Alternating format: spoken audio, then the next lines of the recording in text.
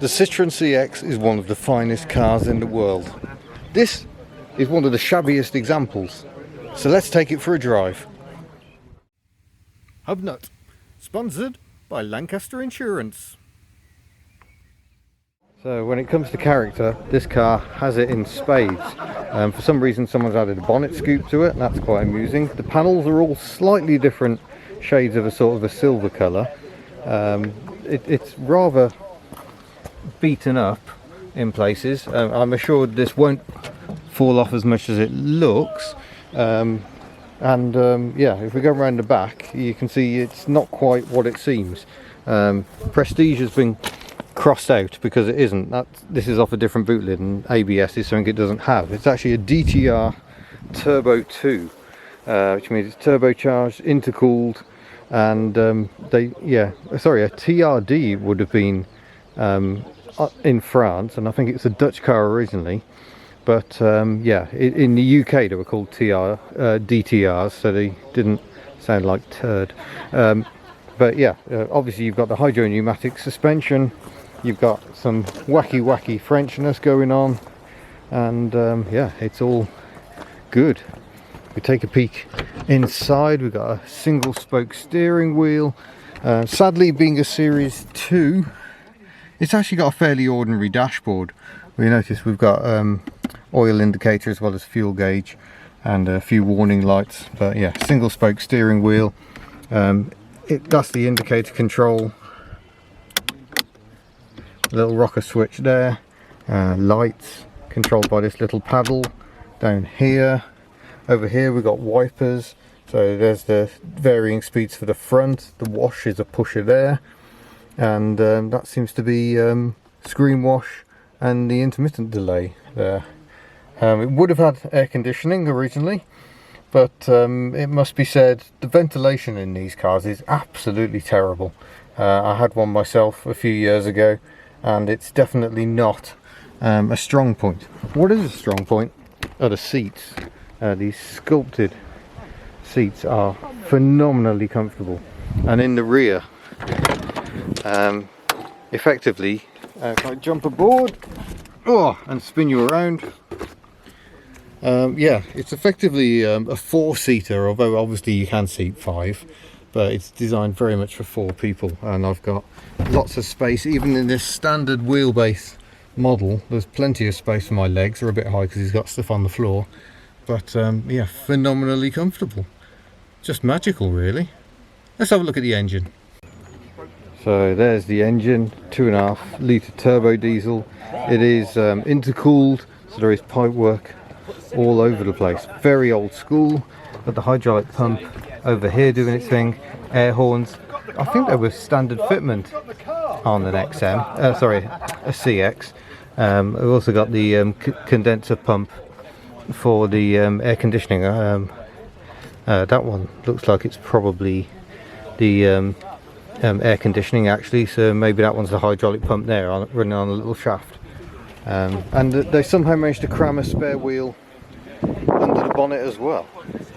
Quite remarkable. Right, here we go then. Nothing gives you quite the sense of expectation of a hydraulic Citroen diesel. So first of all, we must wait for the glow plugs and friends to walk past. That's a very long delay on the glow plugs.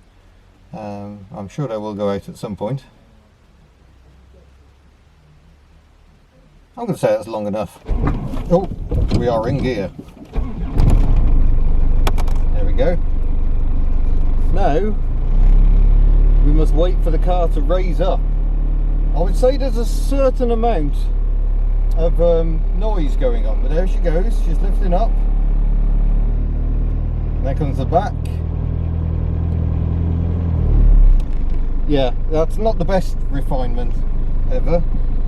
Brake pedal rock hard, because that's how hydraulic Citroens are. And we're away.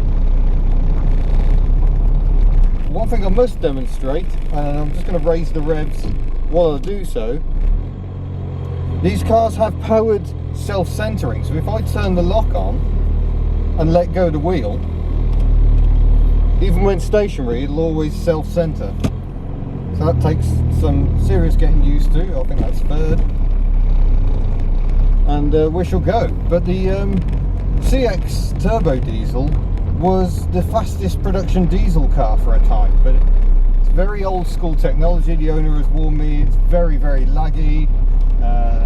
We shall wave goodbye to friendly auto shiters, and we shall see them again, we hope.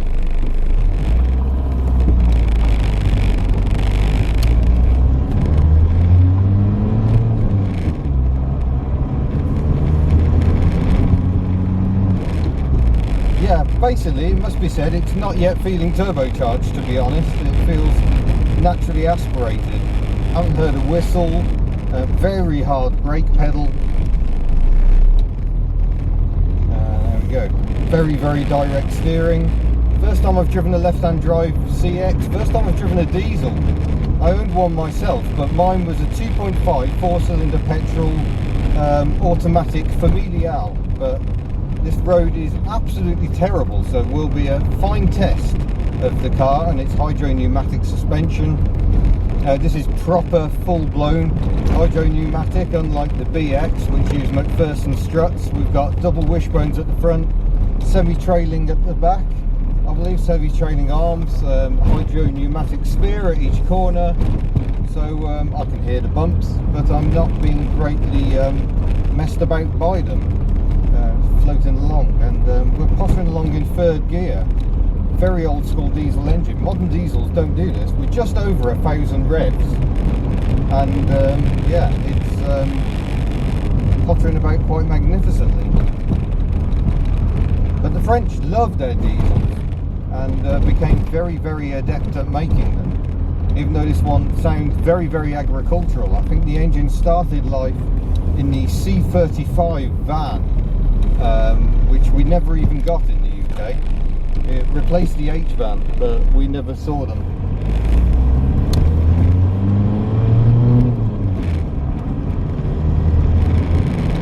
Yeah, it's doing a good job of basically not feeling turbocharged.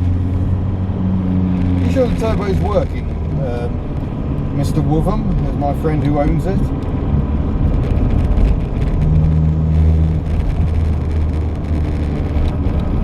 Of vibrations going on. Slightly odd car because the front is much wider than the rear.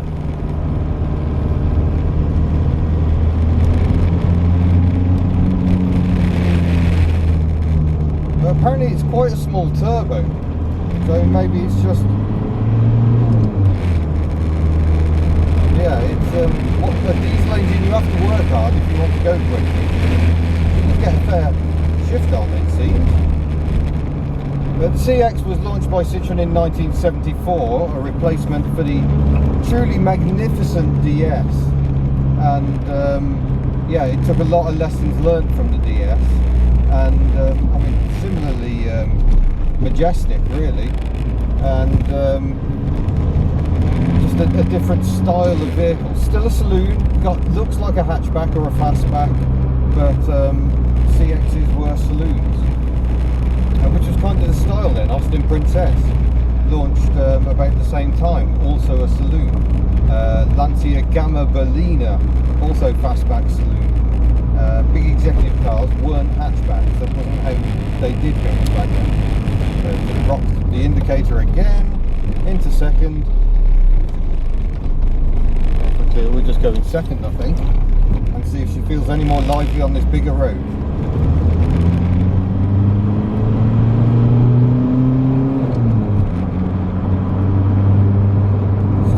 Quick, but we're up to 50, not all that slowly, really. Refined she is not, and the French didn't care because diesel fuel was cheap, and if you wanted to do some serious cruising, then a turbo diesel CX was probably the way to do it.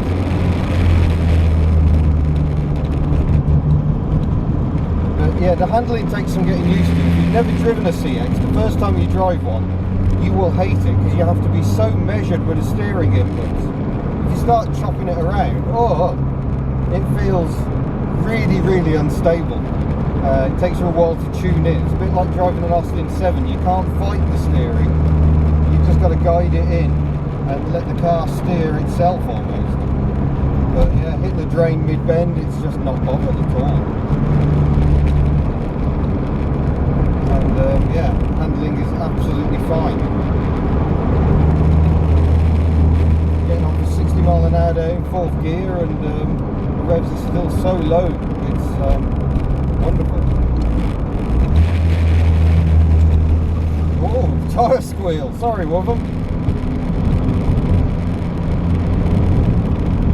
Yeah, this car was bought by a mate of mine on eBay.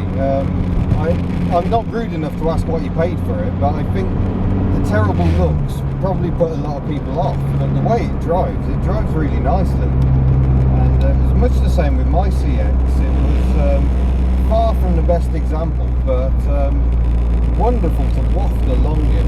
They just drive so well, and they handle so nicely, and ride so floatily. They're not as floaty as a DS. The DS is ridiculously floaty. These are slightly firmer, which I think gives better handling overall. Gives you a bit more confidence. They don't feel quite so boat-like.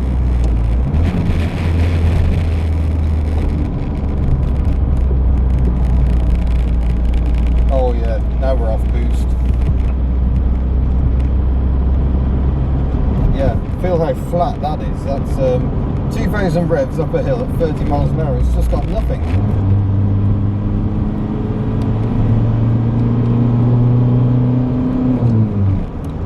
So this is a very high revving diesel engine for the 1980s, and you have to work it hard or it just doesn't go. It's very strange.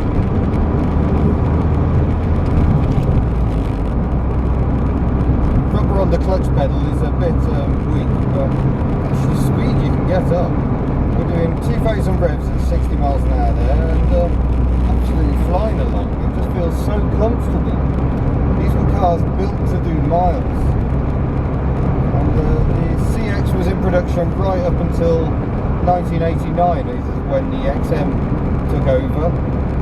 Again, another evolution of the big Citroen line, when the car was firmly established as a proper executive machine. But a lot of people were scared off by CXs because of the hydraulics. Don't be. It's not the hydraulics that are scary on CXs, it's the electrics. The electrics were always niggly, always problematic. Here's one thing that might catch the suspension out: a humpback bridge. No, just floated over it, no bother at all. Over sharp crests, they do get a bit caught out. But I think I must reluctantly go and take this car back, as much as I love it. Wonderful car to drive, but yeah, we've got other wonderful cars to drive. Indicators don't self-cancel, by the way. Oh, let's leave you with going back.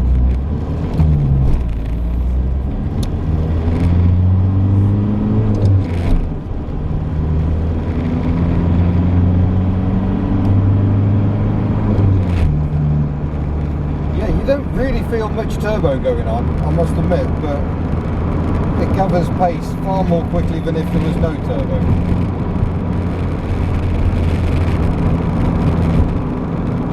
And now we're in the sweet spot. She's flying up this hill as if it's not there. Oh, what a car. It's what I love about older cars. Citroens aren't like this anymore.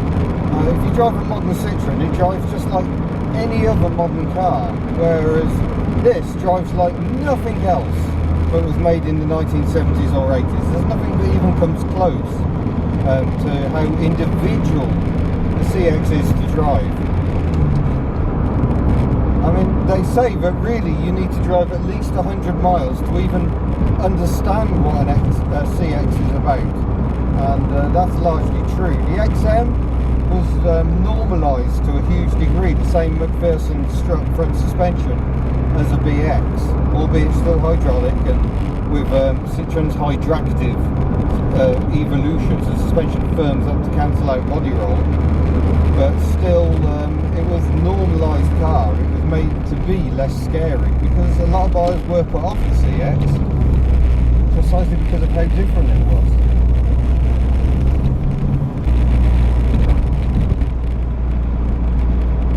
roll when you really push them on a bit, but most of the time you don't really notice any body roll at all. Now I'm just going to leave it in fourth. There we go. We're under 2,000 revs. All is good.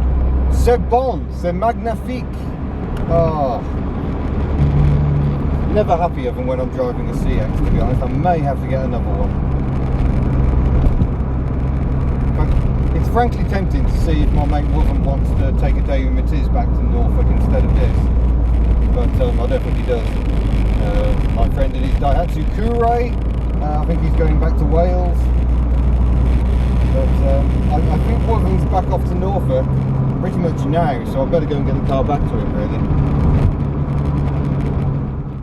So there we go. That was the Citroen CX, and I've just left her running so she can do a party trick and rise up to maximum height. And there she goes. All part of the Citroen Magic. See if we can get in. No, you can't really see how any of the magic works, but yeah, magic is certainly what the CX is all about. So I shall say, thank you very much for watching this rather hastily put together video of a Citroen CX. It's my first time driving a turbo diesel, also my first time driving a left-hand drive one, which just feels so naturally right. And yeah, as I say, don't forget to subscribe before you go. Don't forget to check out the merchandise at hubnut.org. Don't forget we've got Patreon, patreon.com/hubnut. Oh, yes, that is a Hyundai Stella. It really is that sort of a weekend. And yeah, I shall see you in a future video. Farewell.